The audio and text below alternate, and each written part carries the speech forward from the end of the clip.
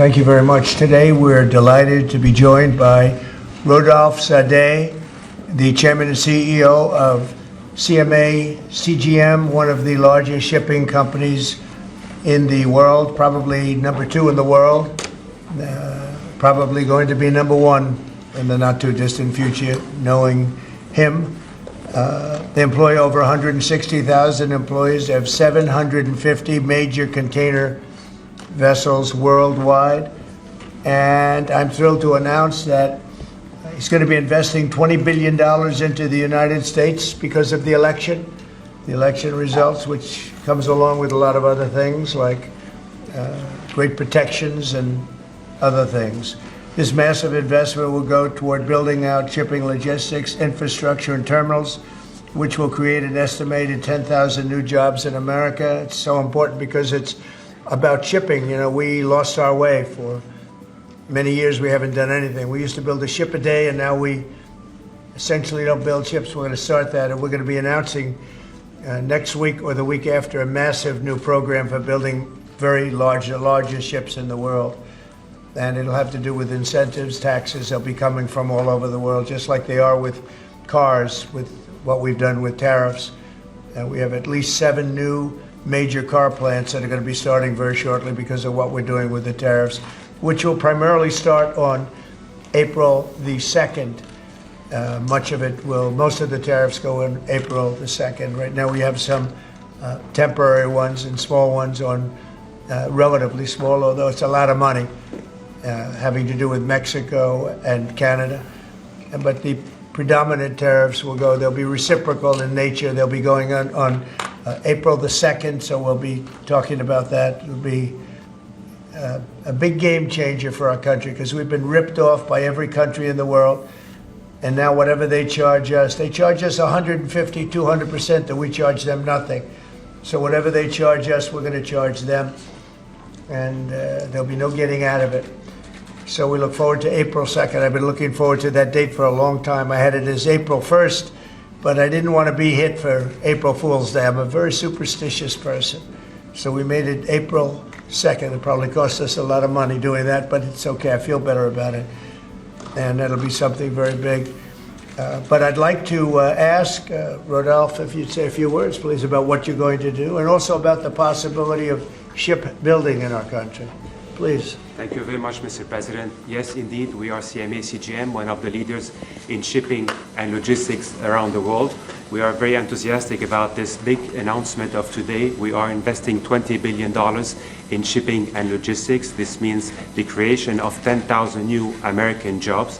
We're also looking at investing in shipbuilding of container vessels, and we most probably will be making also announcement in the next coming weeks. And we would like also, Mr. President, to go for more U.S. flag vessels, and we will go from 10 that we operate today to 30 U.S. flag ships, and hopefully doing more in the months to come.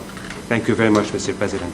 Thank you, and congratulations on your great success. He's built with his father, before him, built one of the great shipping empires of the world. And that is, I never heard 750. It sounds like a lot to me, doesn't it, huh? It is, Mr. President. That's a fantastic company. Congratulations. Really great job. And a real honor to have you. Why is it that more people don't have American flags? They seem to have Panamanian flags and Liberian flags. They don't seem to have a lot of American flags. But this will change, Mr. President. You will have more ships with U.S. flag as we move forward, and you can count on us to do as much as we can. That's very good. It's true. Other countries take advantage of us even on that. So we're going to be changing that around, and I appreciate you coming up and even bringing it to our attention. It's really a great thing. Thank you very much. Thank you, Mr. President. Appreciate it. Will, could you come over? We're going to Yes, sir. sign some executive orders. Sir, your administration has made it a priority both to end lawfare and the weaponization of government, and also to hold those who have engaged in lawfare accountable. One of the law firms that has been involved in that is called Perkins Coie. That's also a law firm that has engaged in unlawful DEI practices. This executive order will suspend security. And I've watched it take place. This executive order will suspend security clearances and access to certain federal resources for that law firm, and also launch a holistic review of unlawful DEI practices at some of the nation's largest law firms. This is an absolute honor to sign. What they've done is it's just terrible. It's weaponization. You could say weaponization against a political opponent, and it should never be allowed to happen again.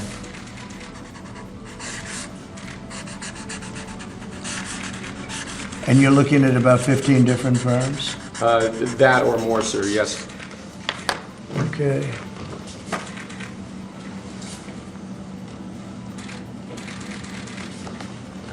Thank you, sir. One of the tools the left has consistently used to frustrate good government policies has been the use of injunctions and temporary restraining orders. Federal Rule of Civil Procedure 65C allows for essentially a demand for an injunction bond for folks who are seeking temporary restraining orders and injunctions to post a bond before they're allowed to proceed in court.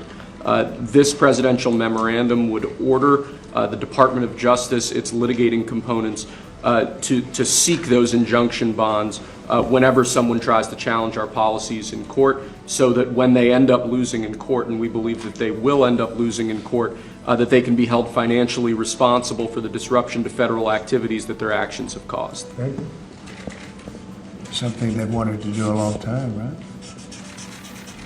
They've been looking to do this for years, Yes, sir. and why they just never got it. This is a rule that's been on the books for a very long time. The Department of Justice has been very inconsistent in seeking these bonds. From a legal standpoint, really a very big thing. Thank you, sir. In order to protect American car manufacturers and American farmers, we have two modifications to the IEEPA tariffs that have already been announced against Canada and Mexico. This first order relates to Canada. Essentially, what it will allow for is the flow of parts and sub-assembly products into America to allow American car manufacturers to continue building cars. It basically excludes USMCA-eligible goods from existing tariffs, and also in order to help our farmers at this crucial time of year, we're going to be reducing the tariff imposed on Canadian potash from 25% to 10%. So this is a modification to our tariff regime to protect American car manufacturers and American farmers. It basically makes it more fair for our car manufacturers during the short-term period before April 2nd. April 2nd is a little bit different. That will be much more significant, but during this interim period between now and April 2nd, this makes it much more favorable for our American car manufacturers.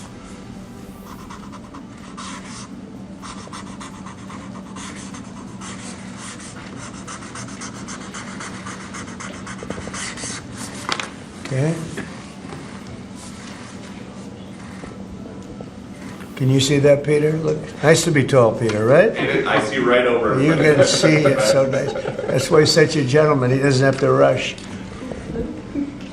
Okay. And this is the same just for Mexico, sir, the previous one. Same thing for Canada. Mexico. That's One for exactly right. Canada, one for Mexico. Yes, sir.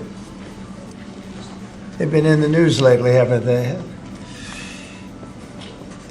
And I spoke to the president of Mexico, wonderful woman, today, and we helped them out with the problem they were having to do with the tariffs, short-term tariffs. And we had a very good conversation.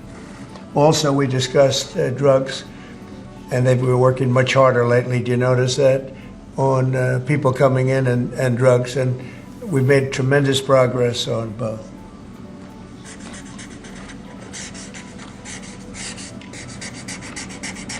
President Trump, what's your thought about why the markets are so spooked? Do you think they don't like the tariffs, or do they not like the uncertainty with some of the changes and the carve-outs? Well, a lot of them are globalist countries and companies that won't be doing as well because we're taking back things that have been taken from us many years ago. We've been treated very unfairly as a country. We protect everybody. We do everything for all these countries. And a lot of these are globalist in nature. You know, they have if you're outside of the United States, it's going to be a little bit different. We just weren't treated right. We were ripped off as a country. I've been saying it for a long time, and I did it to a certain extent in the first administration, but with COVID coming in, we had to focus on that toward the end. But we had the greatest economy in history in the first administration, and I think we'll do even better now. But this is something that we have to do. There'll always be a little short-term interruption. I don't think it's going to be big, but the countries and companies that have been ripping us aren't particularly happy with what I'm doing. But the United States will be very happy. And our farmers are going to be very happy. And again, there'll be disruption. But in the end, I said it before with China, we signed an unbelievable deal with China, $50 billion in purchases, and we're doing great. Biden, however, when he came in, they never enforced that deal. So that's the only thing that basically you have globalist companies that have been ripping us off that won't be able to rip us off any longer. I think that's what the big charge is. Have you been influenced, some of these exemptions that have been announced and some of these temporary delays, have you been influenced in those decisions because of the market reaction? Well, there are no delays at all. No, nothing to do with the market. I'm not even looking at the market because long term, the United States will be very strong with what's happening here. Now, these are countries and companies, foreign companies, that have been ripping us off, and no president did anything about it until I came along, and then I did a lot about it. We took in tariffs from China $600 billion. Nobody else took in 10 cents from China. They never did. But when COVID came along, we had to focus on COVID. We did a great job. We got rid of that. We ended up handing over with a market that was higher than it was previous to COVID coming in. But this is very much about companies and countries that have ripped off this country, our beloved USA, and they're not going to be ripping us off anymore. So, I think that has an impact on the market. Sir, this is a slate of nominees that's been prepared by the Presidential Personnel Office.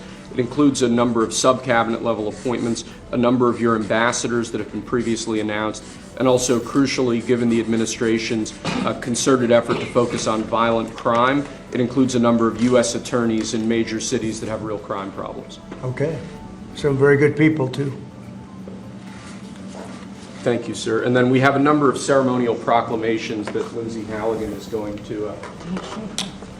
So two very special proclamations, the first of which is a proclamation that proclaims March 2025 as Women's History Month in honor of all the wonderful women in your administration, all the wonderful women in America, and in honor of everything you've done for women and this administration has done for women in just, a month and a half?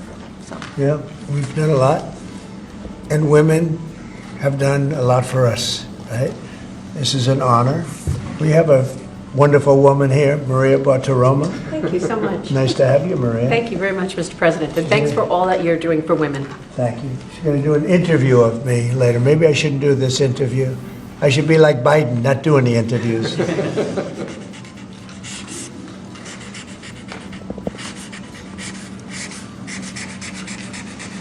That's great. Women, we love you. We love you too, sir. Thank you. Okay.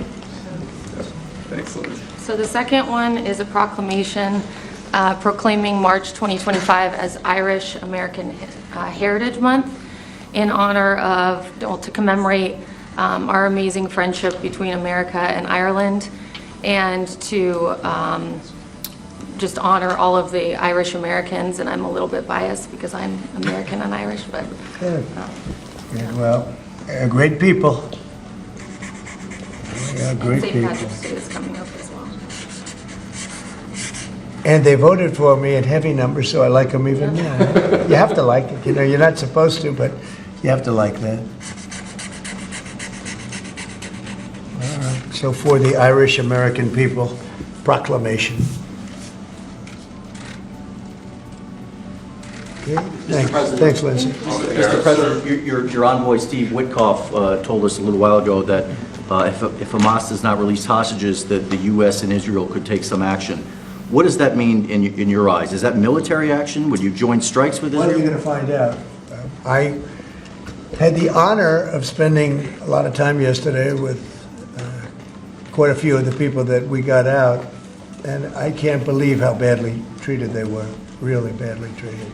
Stories that you wouldn't even believe. Some of it was documented, some of it was so bad you couldn't really, I don't think you can put it on. And it's a shame, and they said one thing, that they have 59 hostages, of which many of them are killed. They want to know if we could just continue. They said without us, look, Biden wasn't able to get anybody out. We came along and they started releasing. But we have 59 left, of which 24 are living. The rest are dead. And I put out a statement. It's sort of self-explanatory, I think. But somebody's going to have to get a lot rougher than they're getting. It's a shame. And those 24 that are living, because they were with them just 2 weeks ago or 3 weeks ago, depending on when they got out. But they said they're in very bad shape. You spoke today with your cabinet members and Elon Musk. I did. What did you tell them in regards to Elon Musk and his authorities to carry out actions? We had a great meeting. We had Elon and we had some of the representatives for the business reps. We also had most of the cabinet members, not all of them. It doesn't really pertain to all of them, but many of them. And I thought it was a really good meeting. It was about cutting because everybody knows the country's way out of control in terms of the number of people. We have many people that don't work. We have many people probably that aren't even living that are getting checks. And we're finding all of that out, and it's being reported. We're going to save hundreds of billions of dollars. We've already saved a lot. And parts of it are contracts that are expired that we're paying on. Many crazy things that, you can see it happening. It shouldn't happen, but you can see it happening. You see a lot of it being put out. But the other thing I think most important for today, I want the cabinet members to keep good people. I don't want to see a big cut where a lot of good people are cut. I want the cabinet members to keep the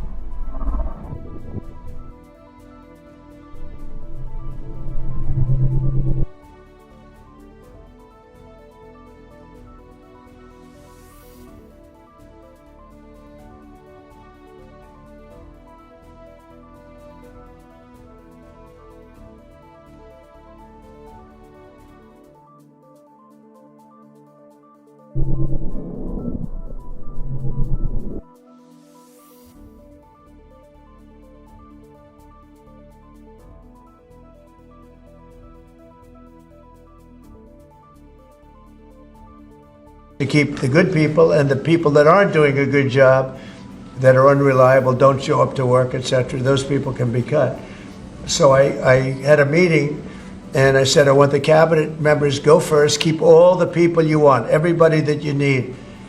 And it would be better if they were there for 2 years instead of 2 weeks, because in 2 years they'll know the people better. But I want them to do the best job they can. When we have good people, that's precious. That's very important, and we want them to keep the good people. And so we're going to be watching them, and Elon and the group are going to be watching them. And if they can cut, it's better. And if they don't cut, then Elon will do the cutting. So, Mr. President, is that a reflection that you think Doge and Elon Musk have been moving too quickly?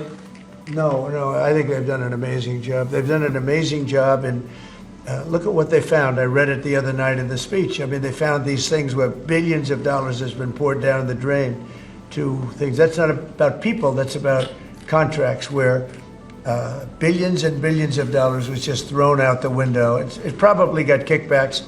I'm sure there were tremendous kickbacks for the people that authorized those contracts. But no, Elon has been really teaching everybody about the numbers that you can do. But what I want the numbers, but I also want to keep the good people. We want to get rid of the people that aren't working, that aren't showing up, and have a lot of problems. And so they're working together with Elon, and I think we're doing a really great job. We're cutting it down. We have to for the sake of our country. You can't have that kind of fat. It's bloat, and like nobody's ever seen before, where you need 20,000 and they have 120,000 people, and you just don't need that many.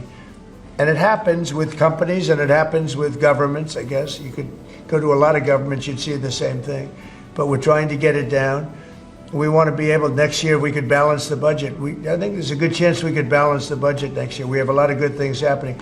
Plus, we have a lot of revenue things happening, like today with the shipbuilding. And this gentleman behind me is going to create a lot of jobs. And he's about the biggest there is in the world. We had the biggest chip maker in the world here a few days ago. He's going to be spending $200 billion on building plants. We're not giving him any money to build it either. It's not, that chip act is ridiculous, where the Biden thing, where they give billions of dollars to people that have nothing but money. They're not going to spend that money. They're just taking that money. We're giving nothing. They're coming in because of the tariffs, because they don't want to pay the tariffs, and they're opening up big. So, but with respect to people, I said, I want to cut the people, but I want to keep the good people. President, tariffs, sir, can you walk us through the next steps on this? Steel and aluminum tariffs are due to kick in next week on Canada, Mexico, and every other country. Are those going to be modified as well? No, those aren't modified. Those are happening next week. And the big one will be on April 2nd, when reciprocal tariffs. So if India or China or any of the countries that really, India is a very high tariff nation. I'll tell you what's a high tariff nation is Canada. Canada charges us 250% for our milk product and other product, and a tremendous tariff on lumber and things as such. And yet we don't need their lumber. We have more lumber than they do. We don't need Canada's lumber. So what I'm doing is I'll be signing an executive order freeing up our forests so that we're allowed to take down trees and make a lot of money and then reharvest trees. Also, we're cutting fire divides. A fire divide is a 50-yard to 70-yard swath where the trees can't, it's long enough so trees don't burn forever until you can get them out. And those trees can be sold and made a lot of money with. So, but we'll be doing that. We don't need trees from Canada. We don't need cars from Canada. We don't need energy from Canada. We don't need anything from Canada. So where we can be self-sustaining, which is in most things. Look, we have more oil and gas than anybody. Our forests are massive forests. We're just not allowed to use them because of the environmental lunatics that stopped us. So I'm going to be freeing that up very shortly so that we don't have to go to other countries to buy lumber. Why should we be buying lumber from other countries, paying tariffs, paying big prices, extraordinary prices, and we have lumber. We have the best lumber. Go ahead. And this USMCA exemption that you're essentially announcing today for this 1 month? It's just a modification, short term, because I didn't want to hurt the American. It would have hurt the American car companies if I did that. Would you consider the same sort of exemption or pause for the auto tariffs you're talking about next month? We're not looking at that, no. You're not No, we're not considering looking at that, no. President, Yep. TPS for the Ukrainians who live here in the U.S.? What about Are it? you considering revoking the TPS status for the more than 200,000 Ukrainians who live here in the U.S.? What are you saying? I don't- The Ukrainians that are here in the Yeah, U.S., yeah. they're under a TPS status. On GPS? TPS, temporary status. Oh, I thought you said GPS. TPS. Yeah. There was some news saying that they were going to be revoked and they were going to be deported from the country. Are you considering that for the Well, we're not Ukrainians? looking to hurt anybody, and we're certainly not looking to hurt them. And I'm looking at that, and there were some people that think that's appropriate and some people don't, and I'll be making a decision pretty soon. Okay? President Trump says. But we're not looking to hurt them. President Trump said Especially Ukrainians. They've gone through a lot. Yeah, Peter? the clocks are going to spring forward on Sunday. When are you going to get rid of daylight savings time? Okay, are you ready? So, this should be the easiest one of all, but it's a 50-50 issue. And if something's a 50-50 issue, it's hard to get excited about it. I assume people would like to have more light later, but some people want to have more light earlier because they don't want to take their kids to school in the dark. And it's a little bit one way, but it's very much a 50-50 issue. And it's something I can do, but a lot of people like it one way, a lot of people like it the other way. It's very even. And usually I find when that's the case, what else do we have to do? And I got to ask, because you were talking about this in your joint address, you were talking about Butler. It's been 7 months. Why do you think we don't know more about the guy who shot you in the ear? Yeah, oh, well, and the second one with all of his cell phones. So I want to find the answers. I've told them. In fact, today I said, I want to find, we can no longer blame Biden for that one. He should have released that a long time ago.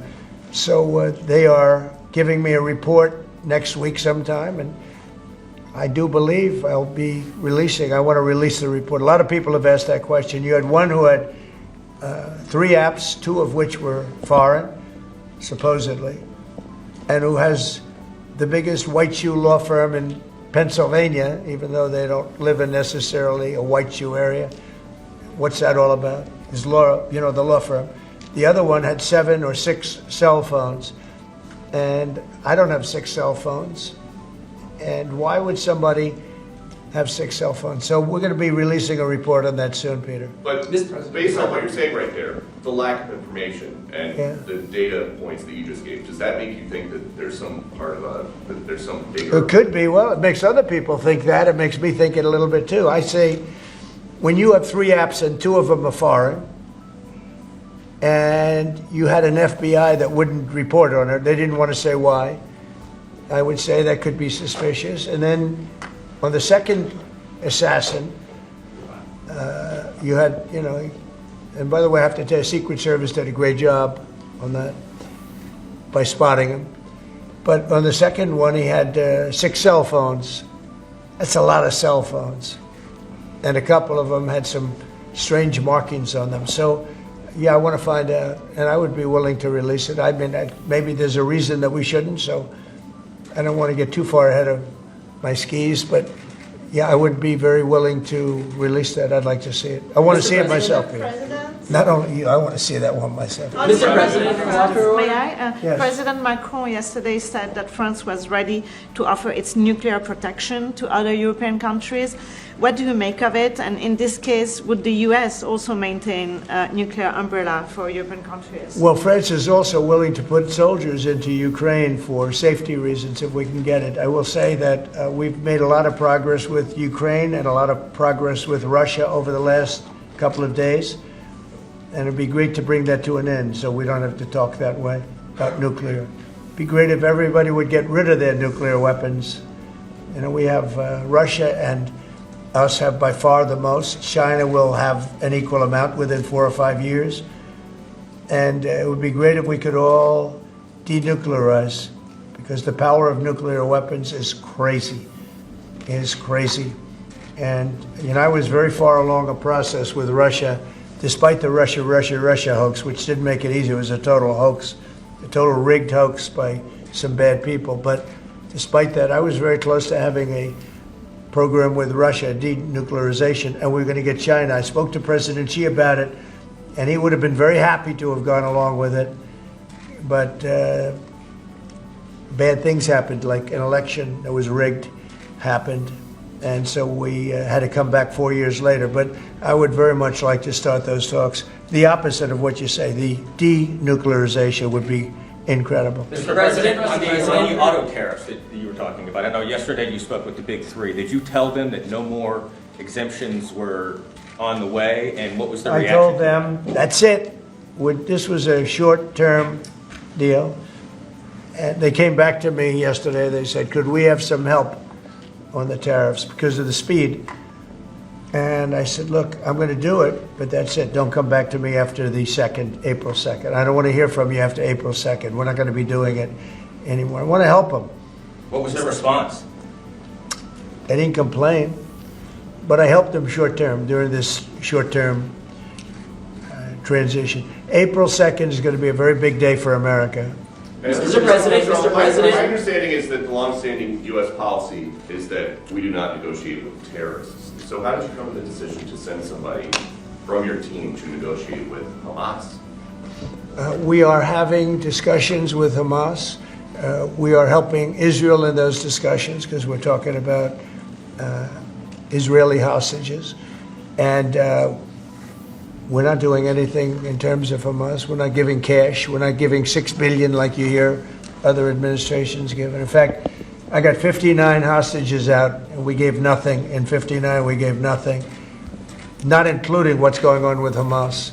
I mean, I consider that something where we're helping Israel for the most part. We had a couple of hostages, as you know.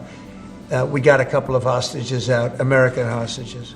And are you talking about any changes? But certainly, Peter, you have to negotiate. There's a difference between negotiating and paying. We want to get these people out. If you would have seen the people yesterday, maybe you did, I don't know, but if you would have seen them, the way they spoke about their captivity, it was unbelievable. It's terrible. Are you thinking about making any changes to NATO where a NATO country gets attacked, but they're not paying enough dues, so the United States doesn't defend them? Well, I've said that to them. I said, if you're not going to pay, we're not going to defend. I said that 7 years ago. And because of that, they paid hundreds of billions of dollars. I said, if you're not going to pay your bills, we're not going to defend you. And it also went for the attack. But if they got attacked, they said, well, does that mean you won't defend us? I said, are you current or are you delinquent? They said, if we were delinquent, would you? I said, nope, I would not. And because of that, as you know, hundreds of billions of dollars came into NATO. You wouldn't have NATO right now if I weren't there. And your previous Secretary General has said that. He said he's never seen anything like it. When I came to NATO, when I first had my first meeting, I noticed that people weren't paying their bills at all. And I said I should wait till my second meeting, and I did. And I brought that up. And I said, if you don't pay your bills, we're not going to participate. We're not going to protect you. And when I said that, as soon as I said that, it was amazing how the money came in. The money came in, and now they have money. But even now, it's not enough. It's really not enough. They should be paying more. Mr. President, question on the investment, sir. You've overseen about $2 trillion worth of domestic private sector investments come in just about 2 months. This is the newest one. It comes after your announcement of a new shipbuilding office at the White House during your joint session to Congress. Can you talk about why this is important, not only for national security, but to continue the renaissance of domestic manufacturing? Well, we have to maintain a strong country. We have to maintain, we want to pay off debt. We have a lot of debt, but that'll start coming off quickly when this all comes around. Look, we've been supporting the whole world. You mentioned NATO and you mentioned other things. We've been supporting the whole world. When I first came in, we were paying almost 100% of NATO. NATO it was crazy. We were supporting NATO. We were paying the bills for other countries. And yet those same countries, mostly European, the European countries were ripping us off in trade. They won't take our cars. They wouldn't take our agricultural product. They wouldn't take anything. Yet we were taking their cars by the millions, Mercedes and BMW and Volkswagen, all of them. We were taking their cars. They weren't taking it. We were taking their farm products. They weren't taking ours. It was a total ripoff. And yet we were protecting them by giving them the money. And, that adds up to a bad number at the end of a lot of years. And that's what happened. And now it's time for this country to stop being ripped off. I had that done very much in the first administration, but then we had to focus on other things at the very end with COVID. But we had the greatest economy in history. We had the greatest economy in history. I think we're going to redo it here, but even better. And I wanted to do what we're doing now in the first term, but we had so many other things to do. We had to fix the border, which we did. We had to fix our military. We rebuilt our military. We completely rebuilt the military, only to watch Biden give so much of it away to Afghanistan, if you can believe it. It's not even believable. It's not even believable what he did. The damage that man did or that administration did to this country is frankly not even believable. And in particular, allowing millions and millions of people to come into our country. Many of them were murderers and drug dealers and gang members and people from prison for very heinous crimes. For him to allow those people into our country, and now we're spending tremendous amounts of time and effort. Nikki and Tom Homan, who's doing an unbelievable job, but we shouldn't have to be spending anything on that. We had the safest border ever. Now we have actually, as you saw, the numbers just came out, where we have actually the lowest numbers in the history of our country. But we shouldn't have had to do that. What we're doing now is we're looking for murderers. Can you believe it? We're looking for murderers because thousands of murderers, some about 50% killed more than one person. One killed 5 or 7. And we're looking for those people right now. We shouldn't have to be looking for them. President Trump, on Peter's question, are you going to make that policy, U.S. policy, that the U.S. wouldn't defend NATO countries that don't pay? Well, I think it's common sense, right? If they don't pay, I'm not going to defend them. No, I'm not going to defend them. I got into a lot of heat when I said that. You said, oh, he's violating NATO. And, the biggest problem I have with NATO, I really, I know the guys very well. They're friends of mine. But if the United States was in trouble and we called them, we said, we got a problem. France, we got a problem. A couple of others I won't mention. Do you think they're going to come and protect us? They're supposed to. I'm not so sure. So With Japan, we have a deal, which is a very interesting one. And I love Japan. We have a great relationship with Japan, but we have an interesting deal with Japan that we have to protect them, but they don't have to protect us. Do you know that? That's the way the deal reads. We have to protect Japan. And by the way, they make a fortune with us economically. There's another case. But we have to protect Japan, but under no circumstances do they have to protect us. I actually asked, who makes these deals? Yeah, Peter? Well, so why stay in NATO at all? I view NATO as potentially good, but you gotta get some good thinking in NATO. It's very unfair what's been happening. Until I came along, we were paying close to 100% of NATO. So think of it. We're paying 100% of their military, and they're screwing us on trade. And when Zelensky inevitably comes back to the White House, what do you expect from him? And do you think you'll see him in a necktie? Well, I think what's going to happen is Ukraine wants to make a deal because I don't think they have a choice. I also think that Russia wants to make a deal because in a different way that only I know, they have no choice either. Are you still thinking of going to Saudi Arabia and meeting with Putin about this? I don't know. I can't tell you. I'm going to Saudi Arabia. Mr. President, I've made a deal with Saudi Arabia where, because normally you'd go to UK first, and last time I went to Saudi Arabia, they put up $450 billion. You know that, right? You were there. We had American companies that took in $450 billion. I said, well, this time they've gotten richer. We've all gotten older. So I said, I'll go if you pay $1 trillion to American companies, meaning the purchase over a 4-year period of $1 trillion. And they've agreed to do that. So I'm going to be going there, and I have a great relationship with them, and they've been very nice. But they're going to be spending a lot of money to American companies for buying military equipment and a lot of other things. Is that a trip in the near future? Probably over the next month and a half. Yes. Mr. President, you told us a couple of weeks ago that you were looking to speak with President Xi of China. That hasn't happened. How come, and what are you waiting for? I have spoken to him, yeah. Since that last phone call? I don't want to say that, but I have spoken to him. Yeah, please. Yeah, Mr. President, I have a great relationship with President Xi. But you've spoken to him. It was hurt because of COVID. Thank you, Mr. That's why I don't call it the China virus anymore.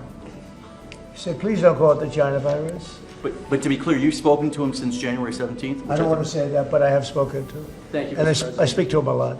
Regarding this executive order you signed revoking security clearances at Perkins Coie, do you think there should be more steps like this to be taken against other people involved in the Russia collusion? I do, but that's going to be up ultimately to the Attorney General and various other people. Absolutely. Just as a follow-up, the other night, we saw Democrats' behavior during your joint address to Congress. Yeah. Do you think it shows just how out of touch they are with the American people, especially given that 79%, according to a CBS poll, approved of your I love this guy. Who are you with? My name's Nick Gilbertson with Breitbart News. I see. I really liked your questions.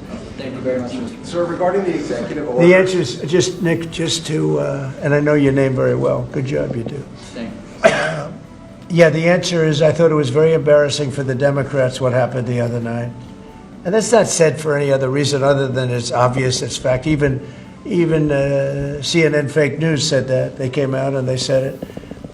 And worse than CNN is MSDNC, which is the worst. And the good news is very few people watch them anymore. They have lost such credibility. And frankly, what Nicole Wallace said, I've never been a fan of hers, and she's not very talented.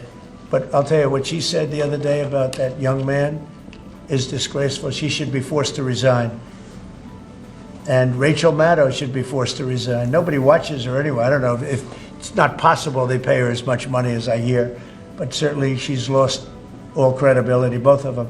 But what they said the other day, they should be forced to resign about that young person who is suffering greatly. Thank you, Nick. Will you extend, if a TikTok deal is not made on the timeline you gave, will you extend that? Probably, yeah. You will? Probably. I think, look, we have a lot of interest in TikTok.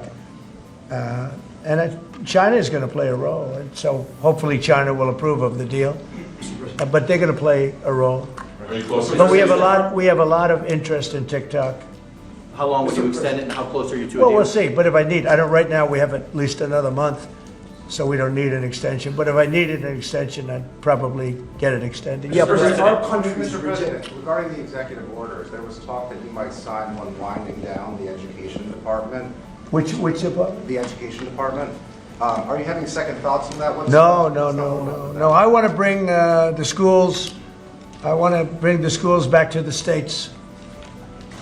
And I've said it 100 times. We're ranked at the bottom of the list, and yet we spend more. We're ranked number 1 for cost per student. We're ranked at the bottom of the list in education. And I know if I bring it back to Iowa, Indiana, Idaho, all these great states, I think I could say 40 states. I want to bring it back. 10 states won't be perfect. 5 states will be probably not so good. But they will be every bit as good as Norway and Denmark and Sweden and all of the states that are rated at the top. If you tell me about Indiana and some of these great states that run really well, Iowa, you tell me about those states, and if they run their own education, they're going to do a lot better than somebody sitting in Washington, D.C. that couldn't care less about the pupils out in the Midwest. When do you think that might be signed then? When would you sign that order? Well, I want to just do it. I mean, we're starting the process. We're trying to get the schools back into the states. Let the states run the schools. And I'll tell you, you'll see something, it's gonna blow your mind. It'll be run so well. The school system. And I also believe in school choice, but that will take care of itself. A follow-up to that, Mr. President, if the education department were eliminated, how would you see sort of what department, what agency would handle student loans and the other types of federal That would be grants brought that the in, education yeah, department- that would be brought into either Treasury or Small Business Administration or Commerce. And we've actually had that discussion today. I don't think the education should be handling the loans. That's not their business. I think it'll be brought into small business maybe. Kelly really liked it and really would like to do it. So the loans would be brought into a group where they really do that. And I think it's that is, by the way, the most complicated thing in moving. But it's very simple if you do that. And So the President, same for our like federal countries grants. rejected your plan to move out more than 2 million people out of Gaza. What's your reaction to that and to Egypt's plan and to this meeting that happened? Out of Gaza? Yeah. I think that Gaza's a mess, and I think that Gaza could be good. I think it's got to be run properly, but right now Gaza is an absolute mess, and it has been for many, many years and decades. Yeah, Peter, did you have one more? I did, yeah. They have these 2 Starliner astronauts stuck in space for 8 months. Have you spoken to them? They left them alone. Biden left them up there. And what do you know about that? I know everything about it. I said, we have 2 astronauts that are stuck in space. I have asked Elon, I said, do me a favor, can you get him out? He said, yes, he is preparing to go up, I think, in 2 weeks. What do you know about how this went down? Because he's saying that the Biden White House was offered some kind of SpaceX rocket to go get these guys, and they said no. That's what I heard. I can't tell you that, but that's what I heard. But Biden was embarrassed by what happened, and he said, leave them up there. I would have said, if you're embarrassed, you got to get them out. Elon is right now preparing a ship to go up and get them. I'm sure that they will see this in space. What is your message to So we love you, and we're coming up to get you, and you shouldn't have been up there so long. The most incompetent president in our history has allowed that to happen to you, but this president won't let it happen. We're going to get them out. We're coming up to get you. I've authorized Elon. I said, can you get them out? Because, you know, they've been left up there. I hope they like each other, but maybe they'll love each other. I don't know. But they've been left up there. Think of it. And I see the woman with the wild hair, good solid head of hair she's got. There's no kidding. There's no games with her hair. But, and you know, there's a danger up there too. They can have some failures up there that would be very bad. You got to get them out. So I've authorized Elon a week ago. I said, you know, we have two people up there that Biden and Kamala left up there, and he knows it very well. I said, are you equipped to get him? He said, yeah, he's got a Starship, and they're preparing it right now. And so Elon is going to go up and get him. Should I go on that journey just to be on the ship when we stop? If that's an option, yes. I should do it. Oh, that's terrible. I thought he liked me. I thought he liked me. I thought, Maria, should I do it? Well, you should then come. Stay here. Maria likes me better. President Trump, you should then come back from space. Well, when they come back, I'll greet them. How about that? No, we're going to get them out. I've authorized Elon Musk to go and get them, and he's prepared to do so. Mr. President, what are you making of the market sell-off this week? I think it's globalists that see how rich our country's going to be, and they don't like it. You know, there's a big market out there. But again, they've been ripping off this country for years, and they're going to do great. Everyone's going to do great, but we can't let this continue to happen to America. Otherwise, we're not going to have a country any longer. Thank you very much, everybody. Thank you, sir. Thank you very much. Great. Thank you, Nick. Great.